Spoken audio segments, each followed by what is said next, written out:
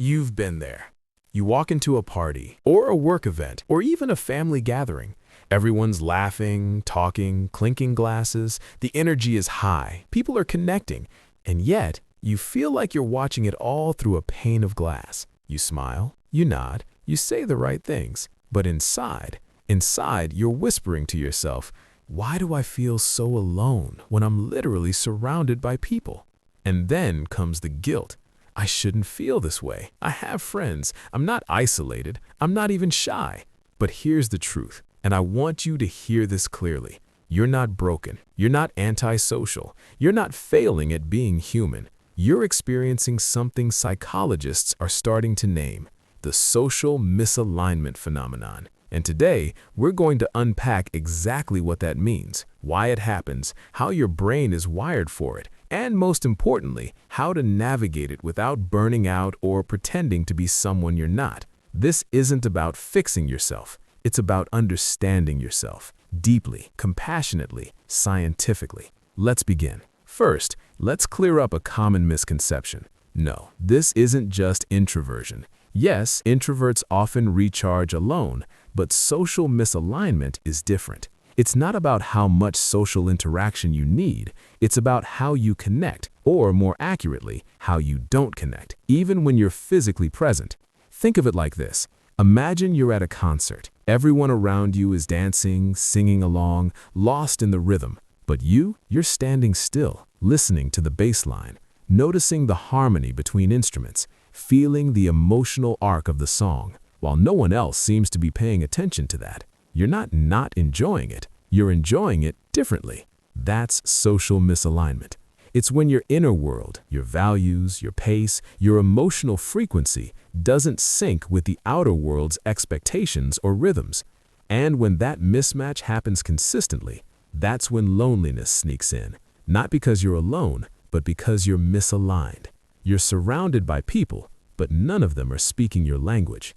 Okay, let's get into the meat of it. Your brain has a built-in system called the Default Mode Network, or DMN. Think of it as your brain's inner monologue engine. When you're not focused on external tasks, like driving, working, or chatting, your DMN kicks in. It's where you daydream, reflect, replay conversations, imagine futures, analyze emotions. For many people, especially those who are highly sensitive, neurodivergent, or emotionally intense, the DMN runs hot, constantly. So when you're in a crowd, say at a networking event, your brain isn't just processing small talk. It's also analyzing tone and subtext, wondering if you said the right thing, feeling the emotional weight of others' unspoken tensions, comparing your internal experience to what's happening externally.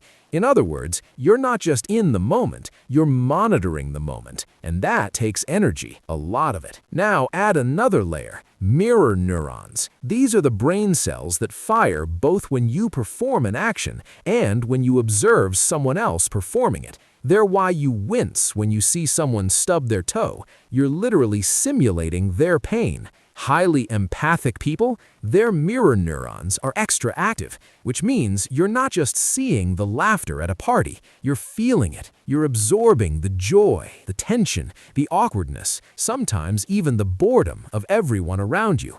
And when you're doing all that while trying to appear socially competent, that's cognitive overload. That's why you leave a crowded room feeling drained, not because you didn't socialize enough, but because you over-socialized, mentally, emotionally, neurologically. Think of it like this. Most people live in 2D, surface-level interactions, quick judgments, fast reactions. You're living in 3D, noticing layers, sensing nuances, feeling textures of emotion and meaning. That's not a problem. That's a gift, even if society hasn't figured out how to value it yet. So give yourself permission to leave early, say no, sit quietly, ask deeper questions, need time alone after socializing. You're not withdrawing from the world. You're curating your relationship with it. Let's reframe the story you tell yourself. Instead of, I feel lonely in crowds, something's wrong with me, try, I'm selectively connected. I reserve my deepest energy for spaces and people that honor my rhythm.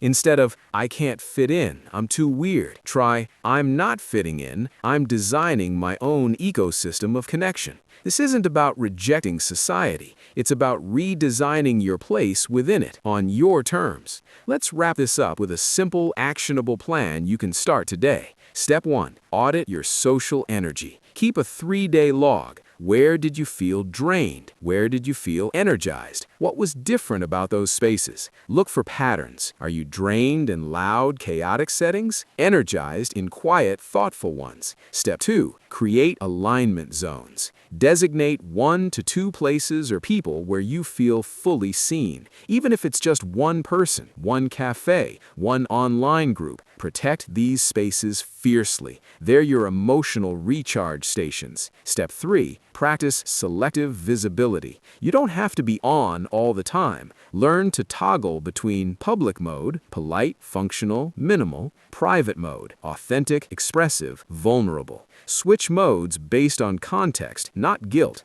If you want to go deeper, I've created a free downloadable guide called the Social Alignment Toolkit, 5 exercises to reclaim your energy in crowded spaces. It includes A self-assessment quiz. What's your social frequency? A script for gracefully exiting overwhelming situations. A micro-connection prompt bank for real moments. A boundary-setting template for work or family events. A 7-day alignment journal. Link in the description. No email required, just pure, practical support. You don't need to belong to every crowd. You just need to find the ones that belong to you. And until you do, it's okay to stand apart, to observe, to breathe, to wait. Because the right connections, they don't force you to shrink. They expand to hold you exactly as you are. Thank you for being here, for trusting me with your inner world, for showing up even when it's hard.